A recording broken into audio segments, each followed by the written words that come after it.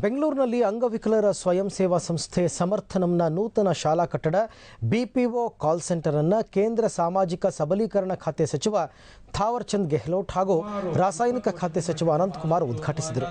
ಈ ಸಂದರ್ಭದಲ್ಲಿ ಸಂಸ್ಥೆಯ ಇನ್ನೊಂದು ನಿರ್ಮಾಣ ಕಟ್ಟಡಕ್ಕೆ ಕೇಂದ್ರ ಸರ್ಕಾರದಿಂದ 3.5 ಕೋಟಿ ರೂಪಾಯಿಗಳ ಆರ್ಥಿಕ ನೆರವು ನೀಡುವುದಾಗಿ ಅನಂತಕುಮಾರ್ ಘೋಷಣೆ ಮಾಡಿದರು.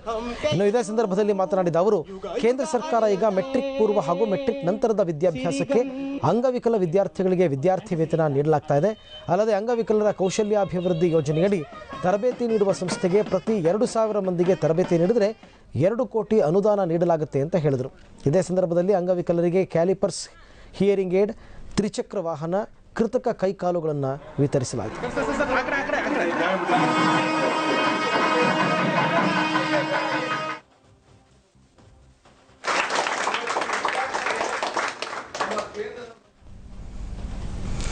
ಕನ್ನಡ ಚಿತ್ರರಂಗದ ಮೇರು